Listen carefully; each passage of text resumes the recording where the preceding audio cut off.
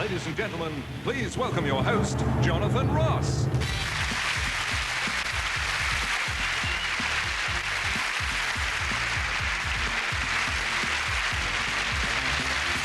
you very much. Good evening. Good evening, sports fans and lovers of fine television entertainment everywhere. Welcome to The Best of Enemies, round one of tonight's big fight. In less than 1 hour from now, the two men you're about to meet will be trying to knock 7 bells out of one another for your viewing pleasure. I talk, of course, of the WBC super middleweight champion Nigel Benn and the WBO #1 Chris Eubank. Two champions, two British world champions, and one of them must go, ladies and gentlemen. For the winner, 2 world title belts and the chance of a crack at a third. For the loser, one word, panto. Since Benn and Eubank first met in that famous contest back in 1990, both have remained unbeaten, and Benn has taken the WBC title. Now, some have said that they've been avoiding one another. Not me. Others have said they've been taking easy paydays against second-rate opposition. Again, not me. But tonight, there's no hiding place. All questions will be answered. Can Benn gain revenge? Is Eubank past his peak? Can they possibly give us a fight as good as their first encounter? Well, enough preliminaries. Let's get straight to the main event. Ladies and gentlemen, please welcome the WBC super middleweight champion of the world, Nigel Benn, and the WBO super middleweight champion of the world, Chris Eubank.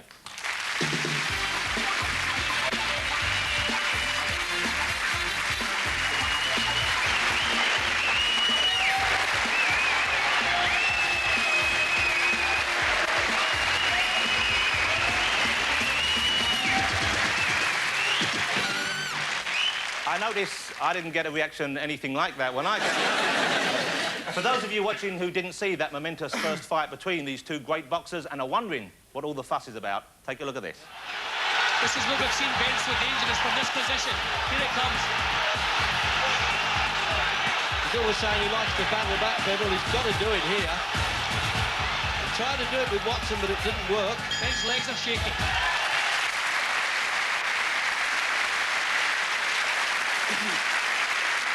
That was Benn v Eubank back in 1990. Tonight, the two of you, of course, are going to meet again. Thanks for coming here this evening. Now, let me start by asking about all the hype that's surrounding this fight. Of course, it's a necessary part of the build-up, but there does seem to be a bit more going on. Now, with all that hype and with all this talking, do the two of you feel comfortable sitting this close to each other? Let me start with you, Chris. I think you should redirect your question to the right honourable gentleman, because I think he can answer it better than I, because I'm a little cumbersome with words at times, you know. All right, Nigel, how do you feel? Comfortable? I feel comfortable, but I don't like the guy. I feel comfortable. Of course, that doesn't make me feel very comfortable, but... So let's talk of the grudge match. I mean, it's in the papers, it's built up. You've just kind of answered the question partly there. But is it for real? Is this bad feeling between you genuine, or is it part of all the hype that is necessary to sell a big fight like this? I don't play along with that game. I don't dislike Nigel. I don't really know him to dislike him. As a boxer, I respect him. He's a good fighter. Basically, I see him as a business obstacle of which I must get past to enhance my standard of living, to look after my family and so on. Nigel, to Chris, you're just a business obstacle. What is he to you? Chris is beating me, and I respect him as a boxer. That's one thing I do. He punches hard, good boxer. But as a person, I don't like the way he conducts himself. But he's beating me, and I want to go out there and even the score. OK. Now, let's talk a bit about the money that's at stake here, because obviously it's a big purse involved. Nigel, I believe you're going to take away £1 million. About that. About that. And that breaks down at about £27,777 per minute. Chris, you're going to be taking away somewhere in the region of £850,000, I believe, which breaks down at a mere £23,611 per minute. Now, with that kind of money at stake, do you feel grateful to each other? I mean, this couldn't happen for one without the other. Is there a feeling of kind of grudging friendship? No, I'm grateful to be in such a position to where I can earn this type of money. It's very important to me. This is what I've been doing for 11 years, and I haven't been doing it for nothing, and I'm very happy that I'm at a pinnacle and I can be earning this type of money. Nigel, do you looking... Obviously, you will be literally a millionaire after this. At the end of the day, I do love boxing, but this gives me the opportunity of securing my kid's life. That's all. Of course, you were beaten. The last time the two of you fight, you were beaten in that fight. Does that now make you nervous going into the ring with this man before again? Not at all. He's beaten me and I want to even the score. You know, he prepared like the champion, you know, and I didn't. And I paid the price, badly. You just said you were the winner. You are the champion, and you won the last fight. But after that last fight, I remember speaking to you, and you told me that no one had hurt you as badly as Nigel had in that fight. That is correct, yeah. Does that give you any extra feeling of fear or Oh, yeah. I'm petrified. Nigel is a very hard puncher. He's a very good fighter. I think he's stopped 15 opponents in the first round, 13 in the second round. This man he's no joke. This man can fight. Here's some money for you.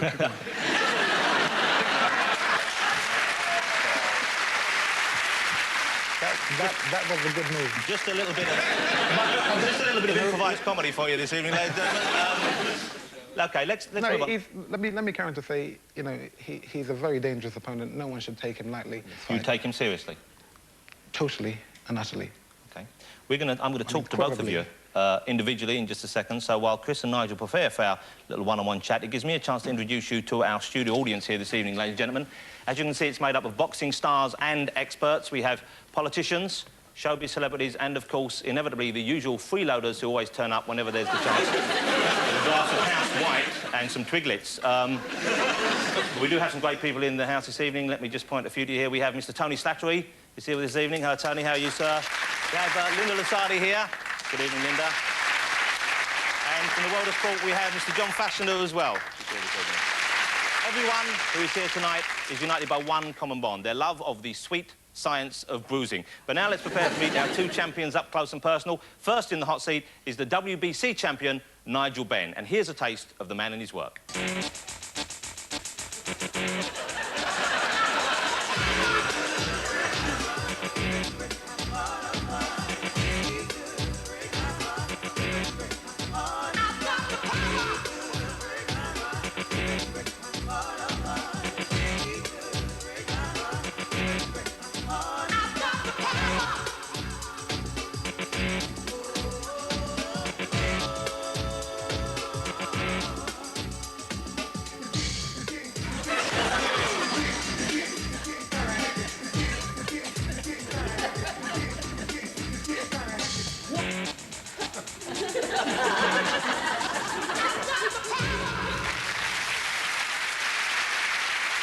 Some of those early photographs surprised you, didn't they, Nigel? We've already spoken about the money that's going to be made, and you've already said that you want to prove that you can beat Eubank. If that's the case, would you be prepared to go into that ring with him for free? Pardon? Come here. Whoa! Oh, yeah. I'll give him a round of applause, yeah. Would you fight him for free? No, I wouldn't, no. Very succinctly answered. As I can now testify personally, you are one of the sport's hardest punchers. But as we saw the last time, you caught Chris with many solid blows. You really did lay to him, and yet it wasn't hard enough. His chin is like stone, but I know where to hit him and slow him down. I know where. And this will be a legal punch, will it, Nigel? Let's go back to this whole thing about it being a grudge match. I know there are some people who are concerned about that. We have many boxers in the audience. Let me ask, we have Henry Cooper with us, who must be, I think, the most famous, the most popular heavyweight champion this country's ever produced. Henry, what do you make of this argy-bargy, this kind of verbal sparring that goes on between the two guys? Well, I think it's all part of the fight scene, particularly this day and age. I think if you go back a few years, I suppose Ali was the first one to start this staring out of the opponent, but I always thought Ali did it with a tongue-in-cheek and with a twinkle in his eye. A lot of fighters seem to be doing it, they mean it. And that's the difference. It's the fun. A little bit of fun's gone out of the game, isn't it? It's all deadly serious now. Thank you. You've already said to us that you actually do like the sport. You like the game, you like being in it. Chris has made no secret of the fact over the years that he doesn't like boxing. He thinks it's a means to an end. He's called it a mug's game. You know, for someone to say something like that, I wish he'd get the hell out of the game. We don't need people like him slagging down the sport, which has secured his life. I mean, that's my God-given talent to be a fighter, and to take that away from me, I don't know what I'd do. I love the sport, and for someone like that to knock the sport, which is giving him, I don't know, he wouldn't get that from a 9-to-5 job. That's for sure. You know, there's a lot of people I know who are curious about boxers, their family life, about how they justify what they do to their family. I know we have someone in the audience with a question about Wendy Richard is with us. I think you'd like to ask Nigel something. How does your mother feel about you boxing? You know, she must go through hell when you're in the ring, when you're actually working. Well, when I first started boxing, I was knocking everyone out. My mum was clapping, that's for my boy Nigel. And when I lost to Michael, no, I fought Anthony Logan, and she actually dragged my dad up and told him to stop him from hitting your son. And she wanted to put my dad in the ring. But I said, Mum, it doesn't always go the way you plan. You know, and so now she's been banned from coming to my fight. Can we talk about the image that you have? Because you're very smart this evening, you're very sharply dressed. I followed you. Well, you wear it very well. But there used to be more razzmatazz involved, especially when you got in the ring. I remember seeing you in one fight and you were wearing shorts that wouldn't have looked out of place on Liberace. You were... The Dark Destroyer was everywhere. There was Michael Jackson impersonators. Do you miss all that business? No, not at all, because I think I wanted to be Nigel Benn, the real Nigel Benn, not this guy that's aggressive, you know, who don't smile or anything. I was just getting aggressive because, Nigel, you got to do this, Nigel, you got to do that, Nigel, I want you to go here, Nigel, I want you to go to Scott. I didn't enjoy it. Now, I'm enjoying it so much because now I'm in control of my life. Let me ask you another thing. If you don't mind me saying so, you're a good-looking man. But, of course, boxing's a sport when that could change, or at least it'd be altered. If we have a camera, I hope you don't mind this, but can we have a look at Charlie Magbury we have in the audience, former champion? No, give me a chance. Charlie, if I'm right, that isn't the nose you were born with, is it? Yeah, but the funny thing about him, he ain't ugly. Everyone said, like, his face, his nose is gone, but I don't know, I like that. He's got one in boxer's hard looks, and I like that. He's got a character face, so you wouldn't mind it if you wound up? If it was most probably like Charlie's, I wouldn't mind. No, he looks proper. Now, there's something here I think I'd like everyone to have a look at. I'm sure you've seen it many times, but if we could show everyone in the audience this and everyone at home. Right. This is Nigel posing for recent spread in Playgirl. Now... How can you do this to me, man? I didn't do that to you. And I'm sure just about everyone must have a question about this, but let me go... Mr. Tony Slattery there, what would you ask Nigel? Hello, Nigel. I was just going to ask why they didn't let you show your packet.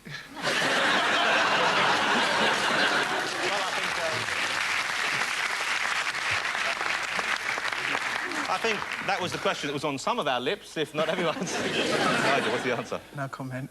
No. Tony, would you pose in Playgirl? Oh, they wouldn't ask me, for God's sake. I once posed for Farming Weekly. And I think on that note, we'll return to the boxing, if that's OK with you. Let me go back to the last time you fought Chris. After that fight, you knew you'd been beaten. Yeah. What went through your mind? I don't know, I just went home and cried for about 3 months. I thought to myself, where did I go wrong? I know I was gutted real bad. Real bad. And now I've waited 3 years. Now I'm ready for him. And now I will prepare for him. You're confident? Very. Nigel, it's been good talking to you. I'll speak to you some more later. Nigel Benn, ladies and gentlemen.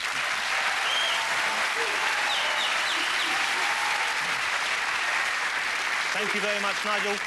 We now, of course, turn to Chris Eubank, the WBO champion. Once again, we kick off by taking a quick look at his rise to fame and fortune.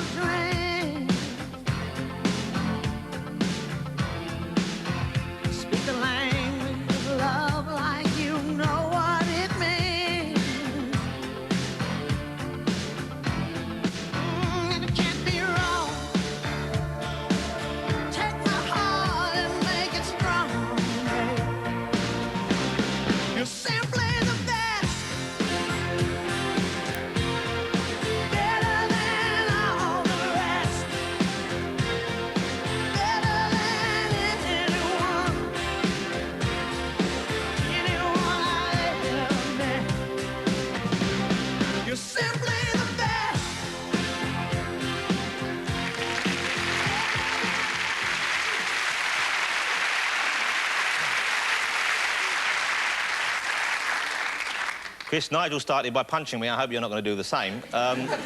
You're the champion. You're the WBO champion. I read one thing in the newspaper that said, as champions go, you've got to be the least popular champion that we have. It said you're an arrogant man.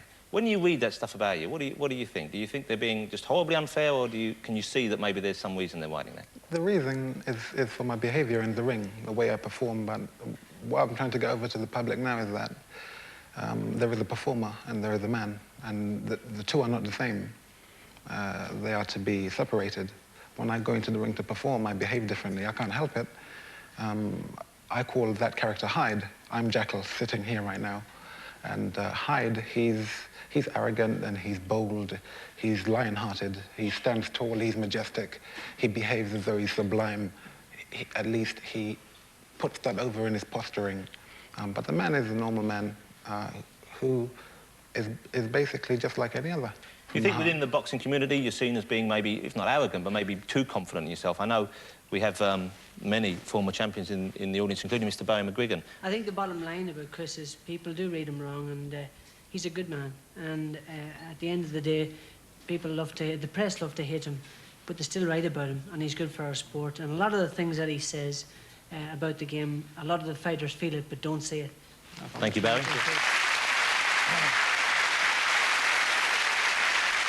Let me ask you about the fact that money does seem to be your main motivation. I know you've talked about the pride involved, but still financially, it seems you're in it for the finance. Let me go to one of the athletes we have in the audience here. We have Tessa Sanderson here. Tessa, can you relate to that in any way? Do you think that that is maybe what's at the back of many athletes' minds? No, I don't think so, and that's why I'd like to ask Chris, actually, because in the past you've always talked about sort of money is the major object for you. But I know from an international athlete, the hard work and everything, and especially when I won the Olympic Games, it was fantastic. And I really do feel that every sportsman enjoys winning. And I'd just like to ask you, can you honestly tell us that from the perks and you know, the celebrity status you've had, you've not had a bit of happiness doing the sport that you're doing? I'm very happy as a person. I don't like hurting people. I don't like... Bad things can happen. Bad things have happened. I don't like that aspect of it. Do you know that over the years, I mean, how many fighters are here? Look at their features. They are a little disfigured. I will be a little disfigured. I don't like that. I wouldn't want that for my son. I don't want that for me. It hurts. This hurts. Tessa, throwing javelins is very hard, and I've got the utmost respect for you doing that when you did. This is about taking punishment, absorbing it, and giving it back out. And that's not a nice thing. But we do get injured as well, sometimes. Nothing to be compared with the boxer's injuries, obviously. It's direct, and it does, with many fighters, cause a direct problem, if not during, then in most cases after the career is finished. Now, I think we've answered the question. I think it's great. We know where you are. Thank you very much. Tessa Sanderson. Chris, you've been choosing your words carefully, but you're obviously a very serious man. We know that. I mean, you're not, let's be honest, you're not big on jokes. But we do have someone in the audience who I think is one of your favourite comedy stars, who has a question for you as well. Paul Whitehouse. Chris, great mate. Paul, do you do a lot of good work for charity? For anyone who... OK, yes, I do quite a lot of work. The answer is you don't like to talk about it, mate.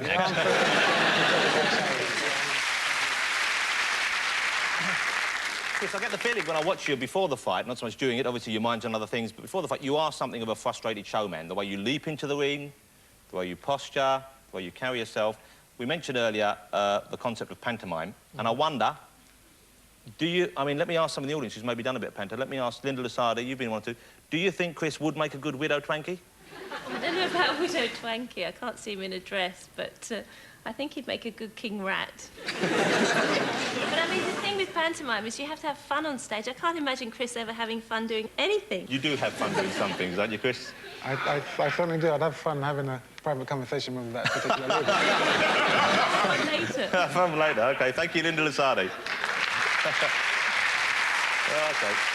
I'm going to ask you one more question, Chris, before we move on. You know, I think, better than most people, the tragic outcome there can be after a fight. When there are two men who want it as badly as you and Nigel appear to want it in the ring. It's happened to you in the past. It could happen to you again. Let me ask you two questions related to that. When you go into the ring knowing the damage you can do to another person, do you feel that you will hold back because of that? A lot of people have said that your fight since the fight with Michael Watson, you have held back more than before. That's one question. The second question, do you fear for yourself? You know how hard Nigel can punch. Mm-hmm. Do you think there's a chance that you could come out of it badly, you could be affected in that way? I have faith that I'm going to be all right. I have faith that I'm going to be all right. And my wish or my hope is that nothing detrimental happens to the opponent either. That's my wish and that's my hope, because I don't want to have to live with anything like that anymore, or again. It's ugly. There's a lot. It's ugly. This is why. You know, I have this attitude towards the sport. You know. At first it was just common sense, but then when it happens to you, and everything is stamped, or through the circumstance happening, it's sealed that, you know, then it's ugly, and I don't like that. Thank you very much. Chris Eubank, ladies and gentlemen.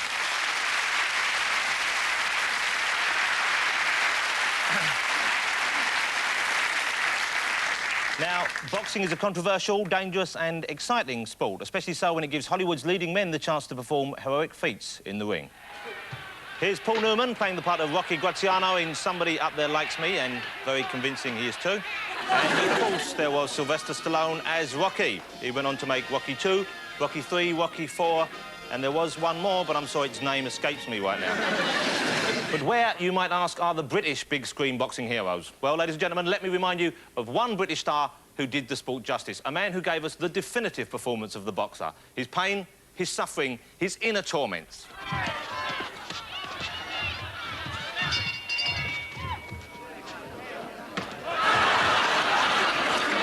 Ladies and gentlemen, please welcome the undefeated comedy champion of the world, Norman Wisdom.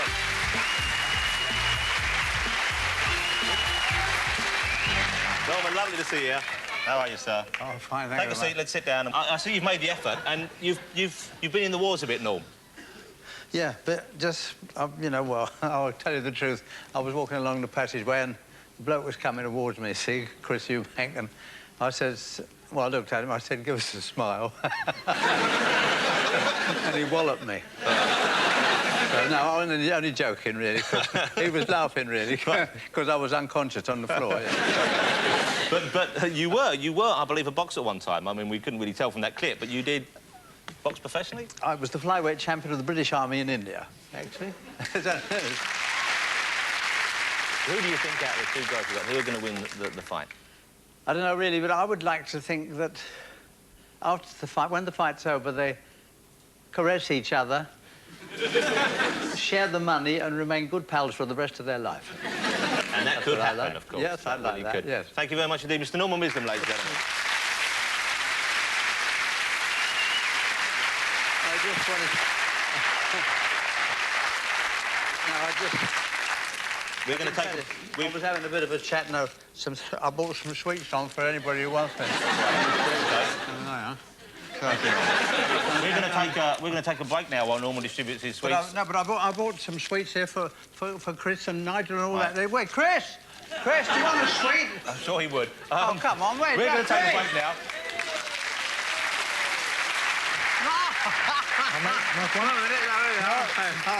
Oh, that is good there. Oh, that was quite a beautiful moment. We're going to take a break now. We're ever closer to the moment you'll see the big fight. In part two, our boxing experts will be giving their finely held views on who will win. And we'll celebrity July. Second. Don't go away.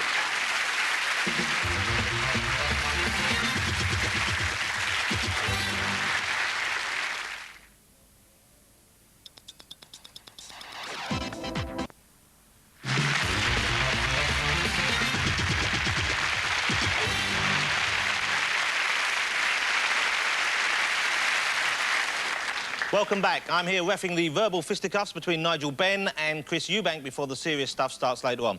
Now, you two, I'm sure, know better than anyone how success in the ring brings with it celebrity status, media attention, and the chance to explore some new artistic talents. I think you know what I'm talking about here, Nigel, don't you? Let's roll the videotape. Oh, there we go.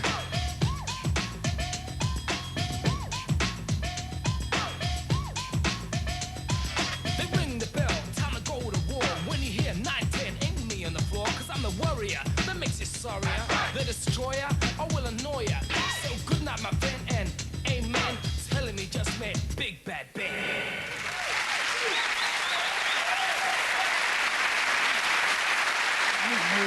Surprisingly good.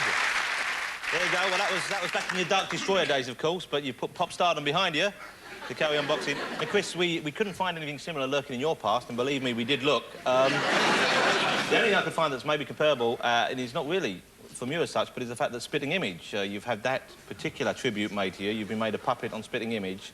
I don't know whether you've seen that ever. I've seen it, yes. But rest assured, we wouldn't be so cruel as to possibly get your puppet here in the studio. Thank you. Let's have a look at it anyway, shall we? I'm going to stand in front. Yeah. Yes. I'm going to make it. Oh, I'm going to stand in front. I'm going to...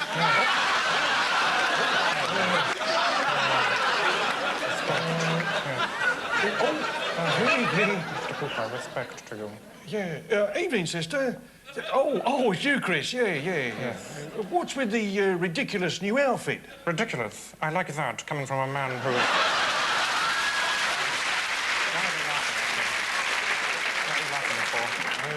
Yes, no, it's not ridiculous. I like that coming from a man who is wearing his shorts around his ankles. Oh, yeah. Maybe I shouldn't have sold off all me belts. It's what it is that I am wearing for the video for my new single. Oh, yeah. Yes, I'm going to set a good example for the kids of today. Kids of today? And sing a remake of a song by somebody whom that I respect and whom embodies all that is good, saintly and wholesome. Oh, you gonna do something like Frank Bruno, are you? No. Julie Andrews.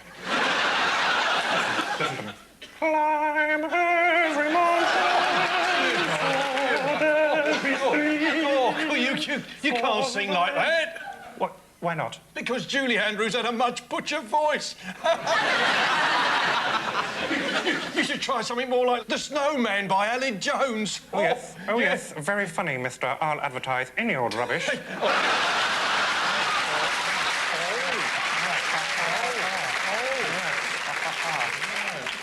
Fighting dirty, eh?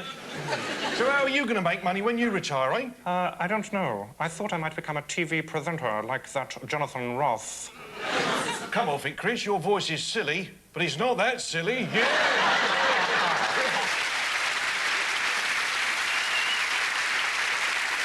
Of course, we have many avid boxing fans here in the studio, drawn from the world of show business. But one of Hollywood's top stars was especially keen to get involved when he heard about tonight's events.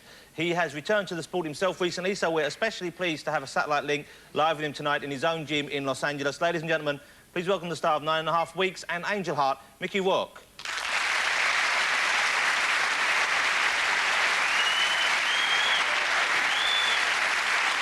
Mickey, I think I'm right in saying that is your own gymnasium, is that correct?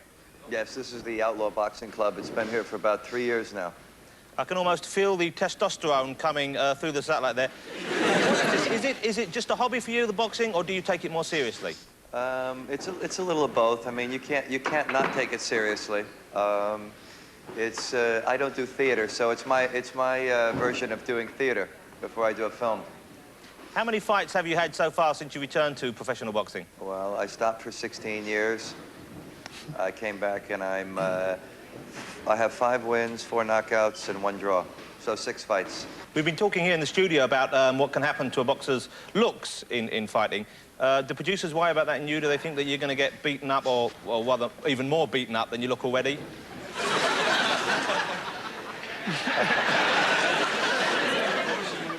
Listen, I still know a few people over there. Now, a lot of people have been making predictions as to the outcome of the fight we're about to see between Nigel Benn and Chris Eubank. Who's your money on? Well, I mean, my money is... let's put it this way.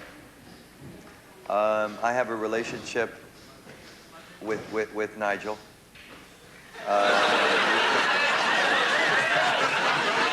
Correct that. How you doing? How are you? Fine? No, we met at the 5th Street Gym in Miami. And I was very impressed watching Nigel work out. He came before everyone else, played his music louder than anyone else's. and then left. Now, Mickey, if I'm not mistaken, that rather imposing figure to your left is the current IBF super middleweight champion, the man that many boxing fans feel is the super middleweight who really is the one to beat, James Toney. James, I'm sure you're aware of this fight between Nigel Benn and Chris Eubank. Are you watching it with interest? Who do you think will win, and are you looking forward to taking one of them on? I don't care who wins, and I'll fight either one of them. I mean, if I'll fight both of them on the same night if they want to be.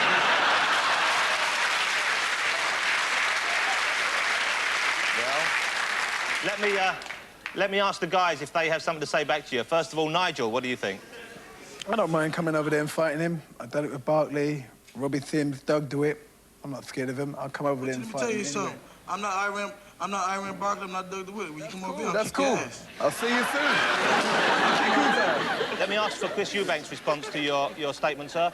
Chris, what do you have to say? What do you have to say? Chris, what do you have to say to the current IBF super middleweight champion? I'm the best.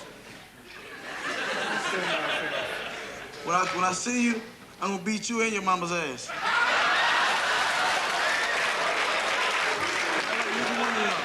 Mr. Toney, we just have 2 minutes left of satellite time. You're full of mouth, I wonder if you have any final comment for fight fans over here. How do you regard the WBO and the WBC titles? Well, the WBC stands for We Be Crooks, and the WBO, we don't even count that. So I'm the real champ. In order for them to be crowned champ, they gotta fight me. And the only way they're gonna make some real money is by fighting James Toney. I'm the $1 million man. If they want to make some money, they gotta fight me. That's what it all comes down to. Thank you very much for your time. I think we received your messages loud and clear. Chris, I know he's particularly keen to meet up with you socially. No fighters in England. They all bums. Bunch of women over there.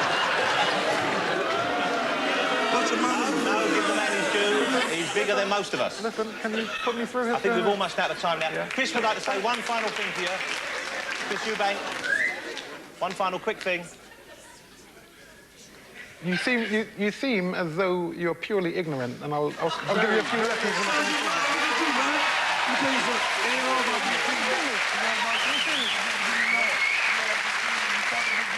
When it comes down to it, you ain't signed no contracts. Neither one of y'all. You're thick as two-show planks Okay, of guys, wood. let's calm down. James, I can only say thank you very much. If you could thank Mr. Rourke as well for giving us the time. I must just say how very glad I am that you're in Los Angeles and we're over here. Thank you for your time. James Toney and Mickey Rourke, ladies and gentlemen.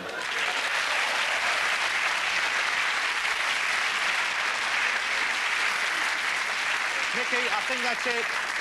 Mickey, I think we've got what we want there. Thank you very much for that. We'll let you know how the fight goes. Thanks very much for your time. The audience would like to say thank you as well. Thank you, Mickey Rourke.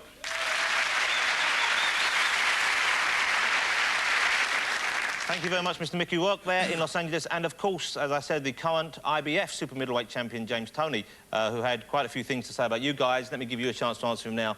Nigel, he seemed more than confident. He seemed to... He's very confident. Very good fighter indeed, but that guy seems to have a problem. I don't know what it is, but he has a serious problem. I think it's a personality problem. That's what we're talking about. Very good fighter. But once I get the job done, then I'd love to go over there and fight him. And you fancy your chances with him? He'd be a hard fight, yeah. I thrive on fear. Chris, I know you have one or two things you'd like to say about his comments. The only statement I'd like to make, I mean, regardless of what transpires in a fight between me and Nigel, or Nigel and James Toney, or any which way you want to put it, that's, for me, it's irrelevant. This is one of the many aspects of why I don't like this sport. This is what I'm going to be dealing with here. This man's talking about my mother. I mean, this is... Yeah, I agree with that. You understand? I don't need that. Isn't there an element, though, in what he said that has taken part in the past between you and Nigel, the personal criticism? I've never said anything about Nigel I couldn't justify. The basic fact what I'm trying to get over here is that I don't need to be dealing with this. I can't sleep at night when people talk to me this way. But, Chris, that's why, to many fans, you're an exciting boxer, because we know that what that man just said, which is basically, it's just stuff and nonsense. It's what people say to get a crowd. But we know that gets under your skin. Well, all I'm saying is, well, OK, I can understand the spectator's point of view. I'm saying that don't expect me to like this. I can't take this. OK, we understand that. Thank you very much. Let me just go back in closing this evening, because, of course, you at home were just about to witness the fight.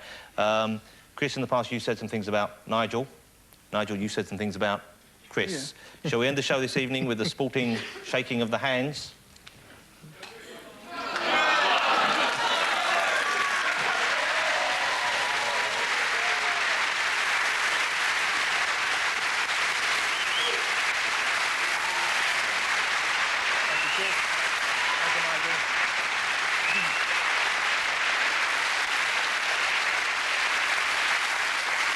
Well, all the talking is done. In a few minutes, it'll be down to business. Chris and Nigel, we wish you both the best of luck. In the meantime, thanks to our studio audience of celebrities. Thank you very much indeed, guys. And, of course, to you at home for watching. We now step aside to let the main event begin. Enjoy the fight. Good night.